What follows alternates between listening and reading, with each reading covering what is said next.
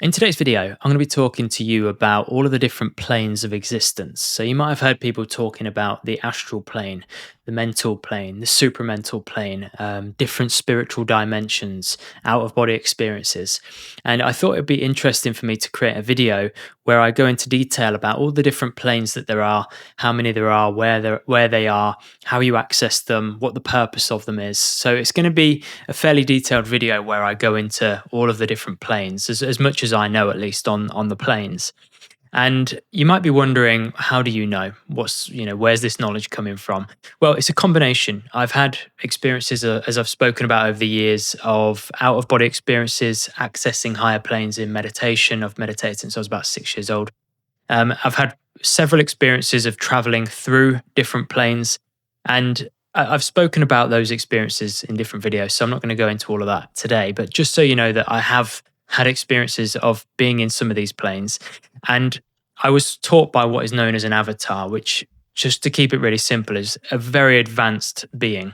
And what I suppose the gaps in my own experience have been filled by his wisdom and his information as well. So it's a combination of what I've been taught, what I've experienced, brought together into this video today.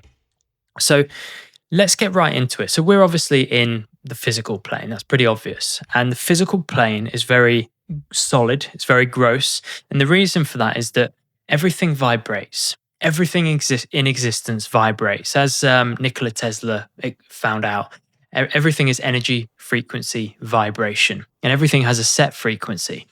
Now, everything within the physical plane has a certain spectrum. It's within a certain spectrum. And because the vibration, in terms of the entire existence, is very slow, everything appears very gross. It appears solid. And this is why we experience life as we do.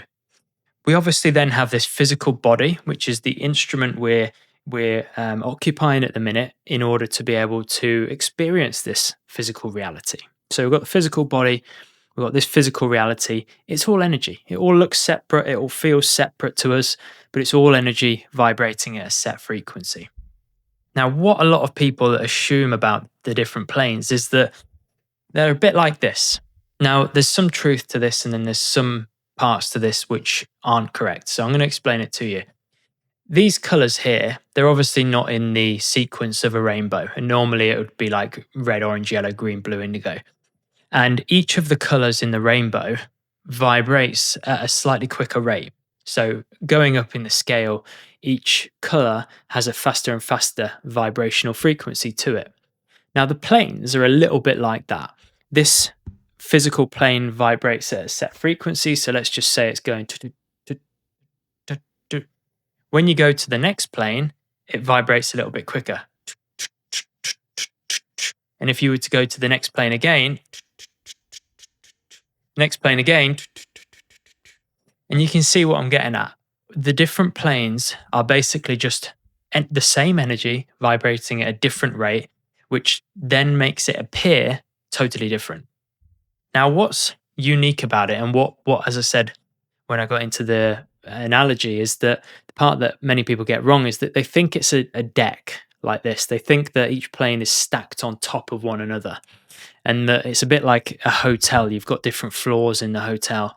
It's not actually like that. They're all here and now. So all of the planes, of which there are 11, are all here and now. So they are here right with us. They're just vibrating at such a rate that we can't perceive them. And the instruments that we've got, scientific instruments, aren't capable of perceiving them, at least at the minute. I'm sure they probably won't be able to, but at least at the minute. So everything is here and now. It's not one on top of the other. It's here and now. Now, I think what can confuse things is that in other planes, you can move about, and also, obviously, but also when you do come out of your body, at least for me, it felt like I was in a rocket ship. It felt like I was traveling upward. But everything is here and now. The energy just vibrates differently. And if you've had an out-of-body experience, you'll know that, at least for me, it took an immense amount of energy, an immense buildup of energy took place, and I felt myself expand. I felt myself just change states. And it felt as though for me that I'd taken off a layer of clothing. I became more subtle, more refined. I want to say purer, but I don't mean that from like a egotistical point of view. I just mean like my energy felt purer. And for me personally, when I was traveling through the different planes, because it was like I was on a rocket ship, each time I transitioned to a new frequency, it felt like I'd taken another layer of clothing off and another layer of clothing. I became purer, more refined, more refined. And I think what can often be assumed when people talk about this is that it's very dreamlike. It's not very real.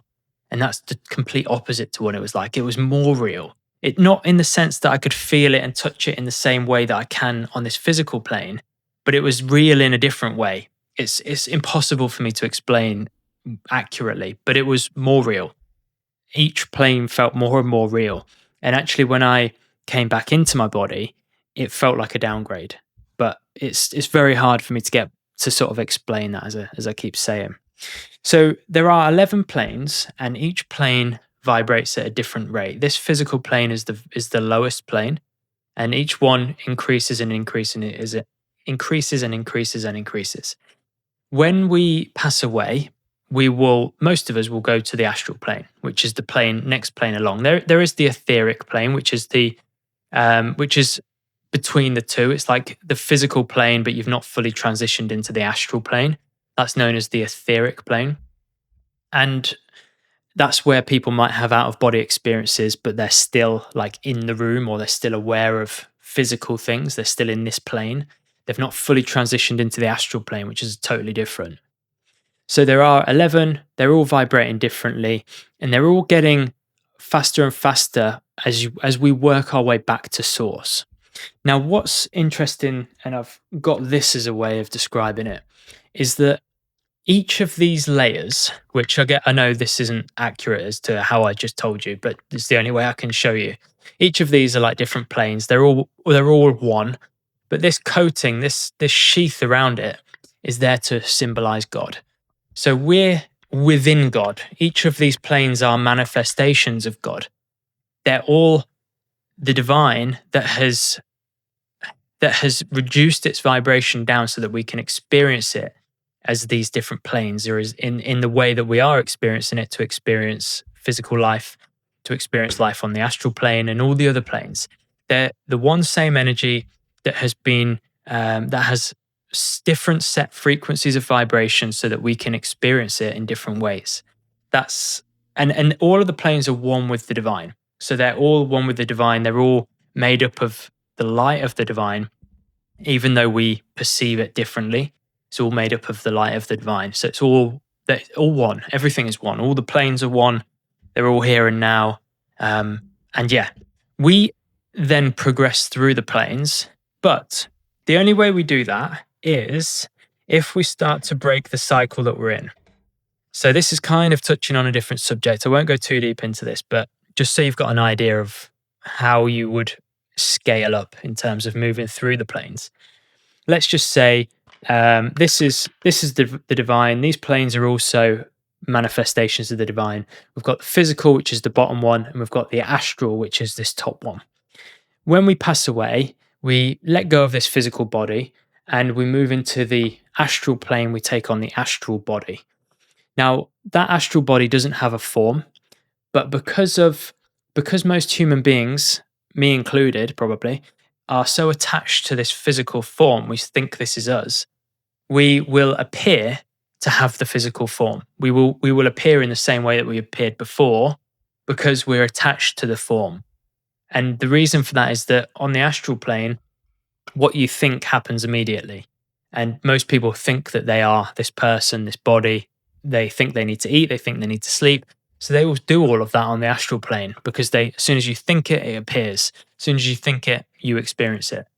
Obviously, on the physical plane, as soon as you think it, you have to put action to that thought. You have to work on that thought and manifest that thought through that process. It's not the same on the astral, but you actually don't have a form. You just take on that form that you create in your mind, if that makes sense.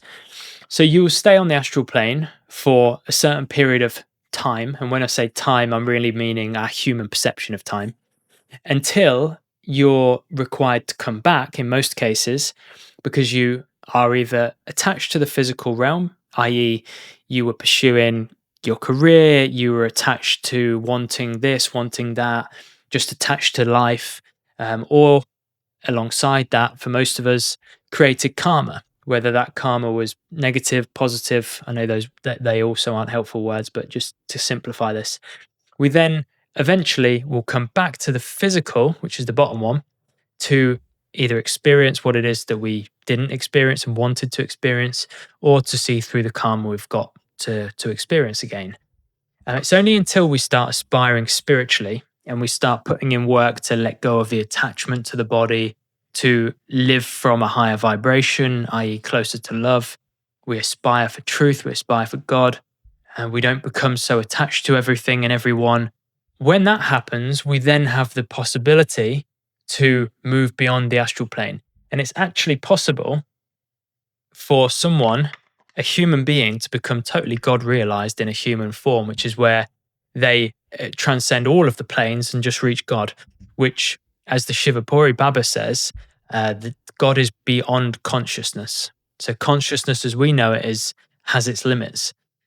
God is beyond consciousness as well as being consciousness, because obviously there's nowhere or nothing that the divine isn't. But the pure essence of the divine is beyond consciousness, our human consciousness. So 11 planes, the only names I'm aware of for those 11 planes are obviously the physical plane, the etheric plane, which isn't really classed as a complete plane, but it's just the in-between level, the astral plane, the mental plane, and the supramental plane. Beyond that, I'm not sure. I am aware that we have 7 subtle bodies for the first 7 planes, including this one, which is obviously the physical body. After that, we become so pure that we don't have a form that we take on. And then eventually, beyond all of those planes is God. And yeah, that's the planes. They're basically energy, frequency, vibration, vibrating much quicker than we can perceive now, and attainable through our aspiration, through our pure love for the divine, our pure focus on the divine, and through sadhana, a spiritual effort. Eventually, we rise through them. Now, when I had experiences of the higher planes, I was aspiring for the divine. I was putting in time and effort to my sadhana, and it just happened. I wasn't striving for these experiences, and I encourage all of my students to take on that approach as well. Don't aspire, or don't strive rather, to have an out of body experience or to experience these different planes. Just aspire for truth, aspire for the divine, and if these experiences come along the way, they're correct for you. Accept them, enjoy them, then let them go. Don't become attached to them. So that's always been my way, my approach, and how I teach my students to take this sort of work on board as well, or work with this sort of stuff. So I'm going to leave it at that. I hope this video has been helpful to give you more insights, more information on the planes. There's a lot that I think we can never fully appreciate as human beings. My teacher gave me bits of information, but he was quite careful to not overload me. He said that it's not necessary for you to understand, the very high planes, because, why would you teach a primary school student what you have to learn in university? It's not going to sink in. It's not necessary. They just need to work on, the work they're doing now to get them to the next level, the next school year. But I hope this video has been helpful for you. I'd love to hear your thoughts, so please do share in the comments below. If you're interested in learning more about meditation, more about spirituality, you need help on your path, then I'll leave a link to my online school in the comments section below and the description below. Failing that, I'll see you on the next video. Thanks a lot.